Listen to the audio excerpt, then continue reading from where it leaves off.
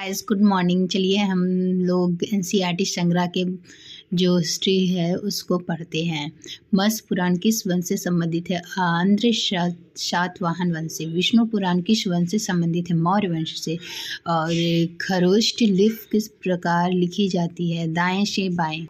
नारद स्मृति से किस वंश के विषय में जानकारी मिलती है? गुप्त वंश के। स्मृति ग्रंथों में सबसे प्राचीन एवं प्रामाणिक पुस्तक कौन सी मानी जाती है? मनुस्मृति। शुभ काल का मानक ग्रंथ किसे कहा जाता है? मनुस्मृति का। स्त्री को पुरुष की अर्धांगिनी किस ग्रंथ में कहा गया है? शतपथ ब्राह्मण में। ये नोट्स है बहुत ज़्यादा इम्पोर्टेंट जो मैंने हाईलाइट कर रखा है, तो वो देखिए। महाभारत का प्रारंभिक उल्लेख आश्वलायन गृह सूत्र से मिलता है। प्रारंभ में इसमें मात्र 8800 श्लोक थे और इसका नाम जय संहिता था। कुछ महाभारत का प्रारंभिक उल्लेख आश्वलायन गृह सूत्र से मिलता है। प्रारंभ में इसमें मात्र 8800 श्लोक थे और इसका नाम जय संहिता था। कुछ समय पश्चात यह बढ़कर 24,000 श्लोक हो गया और भारत नाम से प्रसिद्ध हुआ। अंत में 1,00,000 श्लोक होने के कारण इसे सतसाहस्री संहिता या महाभारत कहा जाने लगा। पुरालेख विद्या से क्या अभिप्राय है? शिलालेखों का अध्ययन। पुरा अवशेष का महानतम अन्वेषक किसे माना गया है? डार्विन को।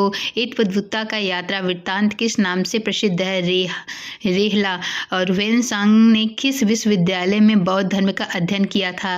नालंदा विश्वविद्यालय। ये बहुत ही ज़्यादा इम्पोर्टेंट पॉइंट है, आप इसको ध्यान से पढ़िएगा और कहीं नोट कर लीजिएगा और इसे लर्न करके रखिएगा। चलिए चीनी लेखकों का वर्णन। लेखक का एक हेडिंग है और समय है, रचनाएं हैं, यात्री विवरण है। ये फ्यान का समय 399 से 414 ईस्वी तक था। रचनाएं।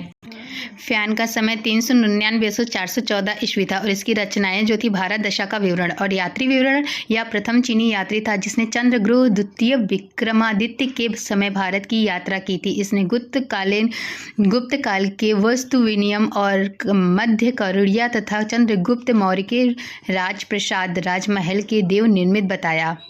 दूसरे लेखक हैं वेनसांग। इनका समय काल है जो 629 से लेकर 645 तक और इनकी रचनाएं सी यूं की मतलब पश्चात संसार के लेखक।